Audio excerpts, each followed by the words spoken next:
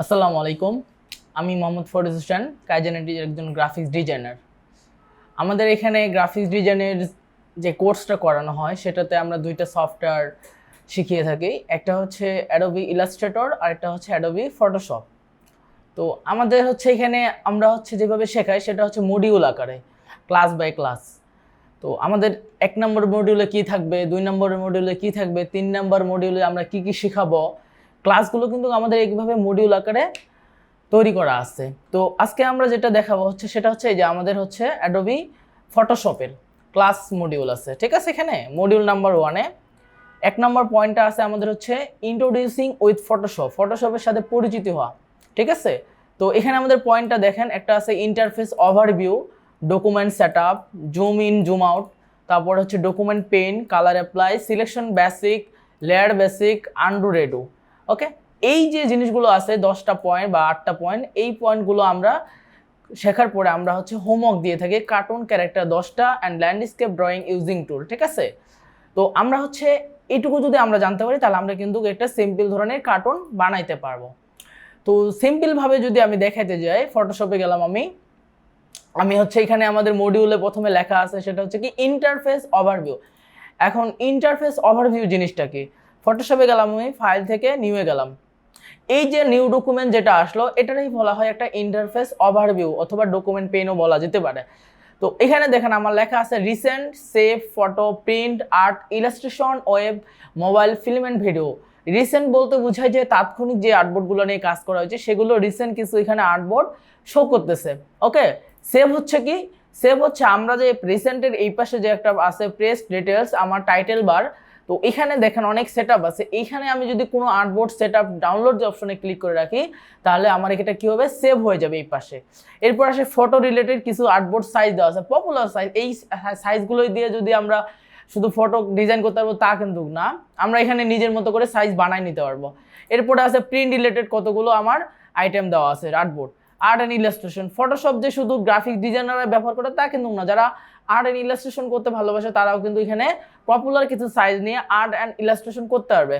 Web আছে, এখন web designer যারা তারাও কিন্তু ওয়েব ডেভেলপমেন্ট, ওয়েব ডিজাইনার বলেন, ইউআই ইউএক্স বলেন, তারপর তারাও কিন্তু হচ্ছে এখানে কিছু সাইজ দেওয়া আছে, তারাও কিন্তু ফটোশপ চাইলে ইউজ করতে পারে। তারপর মোবাইলে যে বললাম আমি ইউআই ইউএক্স এর কথা, এখানে দেখেন মোবাইলের কিছু সাইজ দেওয়া আছে। ফিল্ম অ্যান্ড ভিডিও, ছোটোখাটো ভিডিও রিলস বানানোর ক্ষেত্রে এখানে কিছু সাইজ দেওয়া আছে। ওকে, তো এটা হচ্ছে আমার ইন্টারফেস ওভারভিউ। এর পাশে আছে আমার হচ্ছে আনটাইটেল ওয়ান জিনিসটা হচ্ছে কি, টাইটেল দাও, আমি যে একটা পেজ দেবো, আমরা যে হচ্ছে একটা কোনো, যেমন আমাদের বই আছে, খাতা আছে, এক একটা কিন্তু এক এক রকম নাম আছে। তো এখানে আমি যে আর্টবোর্ডটা নেব সেটার কিন্তু একটা নির্দিষ্ট আকারে নাম দেওয়া যাবে। এখানে আনটাইটেল আছে, এখানে আমি টাইটেল দিতে পারবো। ধরেন যে আমি এখানে দিলাম হচ্ছে ফটোশপ লিখে, ওকে, ফটোশপ দিলাম। এরপর আছে উইথ আছে, হাইড আছে। এখন আমাদের হচ্ছে খাতা কিন্তু বিভিন্ন প্রকার হয়ে থাকে, A4 সাইজের হয়ে থাকে, তারপর লেটার সাইজের হয়ে থাকে, বিভিন্ন প্রকার হয়ে থাকে। আমরা এখানে চাইলে উইথ এবং হাইট আকারে সাইজ দিতে পারবো।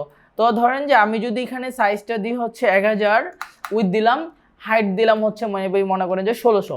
ওকে, এখন পিক্সেলস, এই পিক্সেলস জিনিসটাকে এইটার উপর ক্লিক করলে আমি আর এখানে অনেকগুলো সাইজ দেখতে পাচ্ছি, যেমন পিক্সেল, ইঞ্চি, সেন্টিমিটার, মিলিমিটার, পয়েন্ট পিকাস। এইগুলো হচ্ছে আমাদের এই যে আমরা যে একটা ডকুমেন্ট নিচ্ছি বা নিউ ওয়ার্ডবোর্ড যে নিচ্ছি এইটার হচ্ছে একক বলা হয় এটাকে, ঠিক আছে। পাশের অপশনটাকে একক বলা হয়। যেমন আমরা বাজারে গেলে বলি না যে 1 কেজি আলু দেন, তো বাজারে যদি যাওয়ার পর 1 কেজি আলু না বলে যদি আমি দোকানদারে বলি যে 1000 গ্রাম আলু দেন, তাহলে কিন্তু আমার কথার মিনিংসটা একই, জাস্ট কি হয়েছে আমার এককটা শেষে পরিবর্তন করে ফেলছি। তো সেম জিনিসটা এখানে আমি 1000 পিক্সেল আমি যদি এটাকে ইঞ্চিতে করে নিই, সাইজ সংখ্যা পরিবর্তন হয় বাট সহগ পরিবর্তন হয়, বাট আমার এখানে সাইজটা পরিবর্তন হয় না। ওকে, তো এখানে বিভিন্ন প্রকার অপশন আছে, এগুলো চেঞ্জ করে দিলে আপনার অটোমেটিকলি কনভার্ট হয়ে যাবে। তো আমি পিক্সেল সি রাখলাম।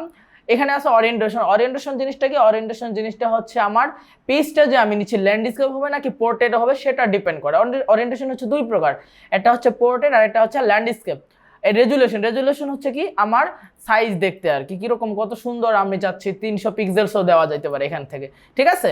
এরপরে আছে কালার মোড এখানে 5 প্রকার দেওয়া আছে। বেশিরভাগ আমাদের ইউজ হয় RGB কালার, CMYK কালার।